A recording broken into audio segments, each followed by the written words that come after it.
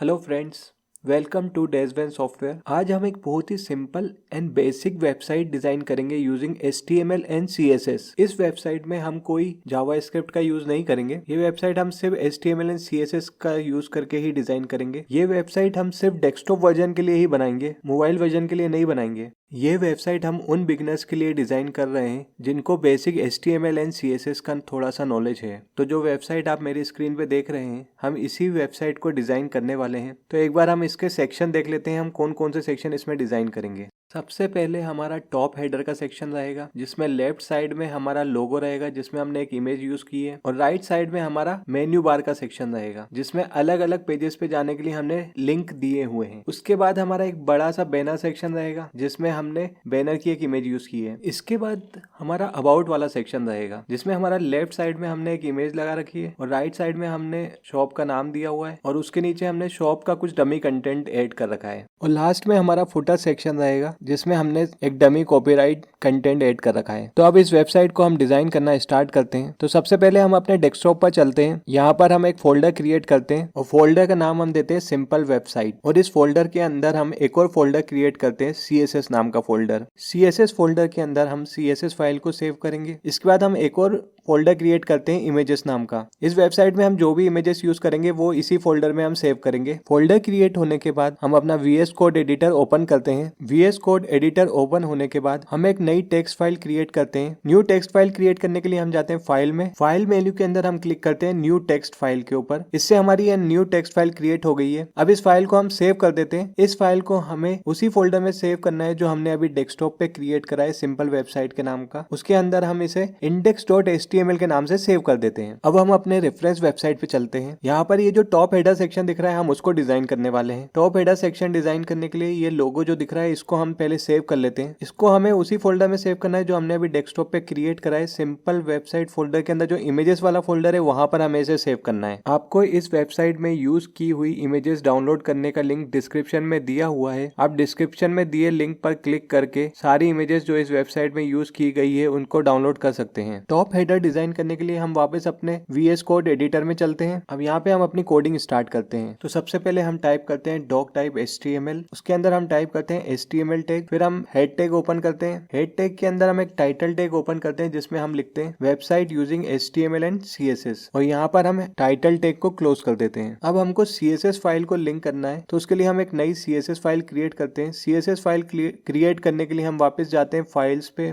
Files के अंदर हम न्यू टेक्स्ट फाइल पे क्लिक करते हैं और इस फाइल को हम सेव कर देते हैं style.css के नाम पे। इस फाइल को हमें सेम फोल्डर में सेव करना है जो हमने डेस्कटॉप पे क्रिएट करा है, सिंपल वेबसाइट फोल्डर के अंदर जो CSS वाला फोल्डर है वहां पर। style.css फाइल को सेव करने के बाद वापस हम अपने index.html वाली फाइल में आते हैं। अब यहाँ पे हम अपनी CSS फाइल को लिंक करते हैं। CSS फाइल को लिंक करने के लिए हमें टाइप करना है लिंक रिले स्टाइल शीट, और href में हम पाथ देते हैं css/style.css। इसके बाद हम ये हेड टैग को क्लोज कर देते हैं। इसके बाद हम एक बॉडी टैग ओपन करते हैं और सबसे लास्ट में हम बॉडी टैग को क्लोज कर देते हैं। बॉडी टैग क्लोज करने के बाद हम HTML टैग भी क्लोज कर देते हैं। अब ये जो बॉडी टैग है, इसके अंदर हमें अपनी पूरी कोडिंग करना है। अब हेडर सेक्शन डिजाइन करने के लिए हम एक हेडर टैग ओपन करते हैं। इसके अंदर हम एक डिव टैग लेते हैं, जिसमें हम क्लास देते हैं कंटेनर नाम से। इसके अंदर हम एक और डिव टैग ओपन करते हैं, जिसमें हम क्लास देते हैं लोगो नाम से। फिर इसके अंदर हम एक इमेज टैग ओपन करते हैं, जिसके src में हम इमेज का पाथ देते हैं images/logo.png। इसके बाद हम ये डिव टैग क्लोज कर देते हैं। इसके बाद जितनी कोडिंग हमने कर ली है, एक बार हम इसको प्रीव्यू करके देख लेते हैं। इसको प्रीव्यू करने के लिए हम राइट क्लिक करते हैं और शो लाइव प्रीव्यू पे क्लिक करते हैं। तो ये आप राइट साइड में देख सकते हैं, जो हमने इमेज टैग के अंदर जो लोगो लगाया है वो यहाँ पर शो होने लग गया है। अब हमको इस लोगो के बगल में मेन्यू डिजाइन करना है, तो उसके लिए हम एक डिव टैग ओपन करते हैं, जिसमें हम क्लास देते हैं मेन्यू नाम से। उसके अंदर हम एक UL टैग ओपन करते हैं। UL के अंदर हम एक LI टैग ओपन करते हैं, जिसमें हम लेबल देते हैं होम, और इस LI टैग को क्लोज कर देते हैं। और इस पूरे LI को हम कॉपी कर लेते हैं और 4 बार इसको पेस्ट कर देते हैं। और सेकंड वाले LI में हम टाइप करते हैं अबाउट अस, थर्ड वाले में गैलरी, फोर्थ वाले में सर्विस, एंड लास्ट वाले में हम टाइप करते हैं कॉन्टेक्ट अस। उसके बाद हम ये UL टैग जो ओपन किया है इसको क्लोज कर देते हैं। देन 2 डिव टैग क्लोज करते हैं, और सबसे आखिरी में हम ये जो हेडर टैग हमने ओपन किया था वो हेडर टैग भी हम यहाँ पर क्लोज कर देते हैं। तो जैसे कि आप राइट साइड में देख सकते हैं अभी हमारा मेन्यू कुछ इस टाइप का डिजाइन हो रखा है। अब इसको प्रॉपर्ली शो करने के लिए हमें इसमें CSS देना पड़ेगा। तो उसके लिए हम अपनी CSS वाली फाइल में चलते हैं जो हमने अभी क्रिएट करी है, style.css वाली फाइल। अब यहाँ हम सबसे पहले बॉडी टैग के लिए CSS देते हैं। बॉडी को हम फॉन्ट फैमिली देते हैं sans serif एरियल। मार्जिन इसका हम 0px कर देते हैं। उसके बाद हमें कंटेनर क्लास लगाते हैं जिसमें हम मैक्स विड्थ देते हैं 1100px, विड्थ इसकी हम 100% देते हैं, मार्जिन 0px ऑटो, डिस्प्ले इसका हम फ्लेक्स कर देते हैं और गैप हम 50px देते हैं। जस्टिफाई कंटेंट हम इसका स्पेस बिटवीन कर देते हैं। इसके बाद हेडर टैग के लिए हम CSS देते हैं, बैकग्राउंड इसका हम पिंक कर देते हैं। देन हम एक और क्लास देते हैं मेन्यू स्पेस UL, इसका डिस्प्ले हम फ्लेक्स देते थे, gap 20px, list style none and font weight 500। अब ये जैसा कि आप राइट साइड में देख सकते हैं तो हमारा लोगो और मेन्यू वाला सेक्शन एकदम परफेक्टली डिजाइन हो चुका है। अब नेक्स्ट सेक्शन डिजाइन करने के लिए हम वापस अपने रेफरेंस वेबसाइट पे चलते हैं। तो अब ये जो बैनर वाला सेक्शन है हम इसको डिजाइन करने वाले हैं। तो सबसे पहले मैं इस बैनर को सेव कर लेता हूँ। इस बैनर को हमें वहीं सेव करना है जो हमने डेस्कटॉप पे फोल्डर क्रिएट करा है सिंपल वेबसाइट नाम से। उसके अंदर जो इमेजेस वाला फोल्डर है वहां पर मुझे ये इमेज को सेव करना है। अब वापस हम अपने VS कोड एडिटर में चलते हैं और अपनी index.html वाली फाइल ओपन करते हैं। अब यहाँ हम एक इमेज टैग लेते हैं जिसके src में हम पाथ देते हैं images/slider.jpg और इसमें हम क्लास देते हैं बैनर नाम से। तो जैसा कि आप मेरे राइट साइड में देख रहे हैं ये हमारा बैनर वाली इमेज आ गई है, लेकिन अभी ये परफेक्टली डिस्प्ले नहीं हो रही है। बैनर को परफेक्ट डिस्प्ले करने के लिए हमें CSS टाइप करना पड़ेगा। तो उसके लिए हम वापस अपने style.css वाली फाइल में चलते हैं। अब यहाँ हम एक क्लास देते हैं डॉट बैनर करके जिसमें हम विड्थ देते हैं 100%। तो जैसे ही हमने ये CSS टाइप करी अब राइट साइड में देख सकते हैं हमारा जो बैनर सेक्शन है वो एकदम परफेक्टली डिस्प्ले होने लग गया है। अब नेक्स्ट सेक्शन डिजाइन करने के लिए हम वापस अपने रेफरेंस वेबसाइट पे चलते हैं। तो अब ये जो अबाउट वाला सेक्शन है हम इसको डिजाइन करेंगे। उसके लिए मैं इस इमेज को सेव कर लेता हूँ। इस इमेज को हमें सेम फोल्डर में सेव करना है जो हमने डेस्कटॉप पे क्रिएट करा है सिंपल वेबसाइट नाम के अंदर जो इमेजेस वाला फोल्डर है उसमें हमें ये इमेज सेव करना है। अब इस अबाउट वाले सेक्शन को डिजाइन करने के लिए हम वापस अपना VS कोड एडिटर ओपन करते हैं और इसमें हम अपनी index.html वाली फाइल पे चलते हैं। अब यहाँ हम एक डिव क्रिएट करते हैं जिसमें हम क्लास देते हैं कंटेनर नाम से। इसके अंदर हम एक इमेज टैग देते हैं जिसके src में हम पाथ देते हैं images/about.png।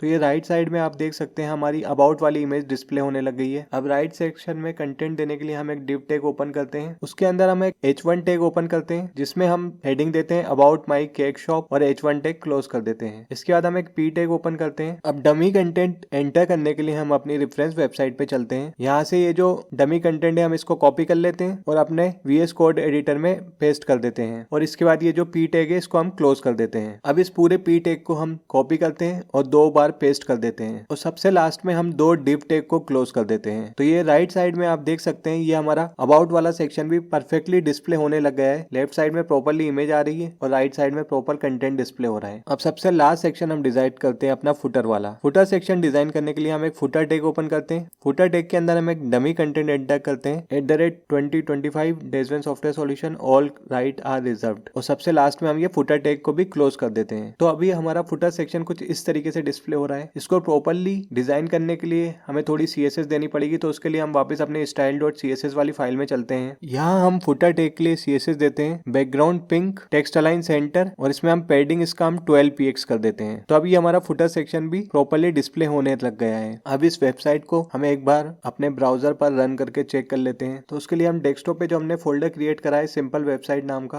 उसको ओपन करते हैं। इसमें ये जो index.html वाली फाइल है आप जैसे ही इस पे डबल क्लिक करेंगे तो ये ऑटोमेटिक अपने ब्राउजर पे ओपन हो जाएगी। तो जैसा कि आप मेरी स्क्रीन पे देख रहे हैं ये वेबसाइट हमारी एकदम परफेक्टली ब्राउजर पे भी शो हो रही है। अगर आपको इस वेबसाइट को डिजाइन करने में कोई भी दिक्कत आ रही है, कोई भी इशू आ रहा है तो आप हमसे कमेंट सेक्शन में पूछ सकते हैं। बाकी अगर आपको ये वीडियो पसंद आया है तो इस वीडियो को लाइक जरूर करें और इस टाइप के और वीडियोस देखने के लिए आप हमारे चैनल को सब्सक्राइब कर सकते हैं।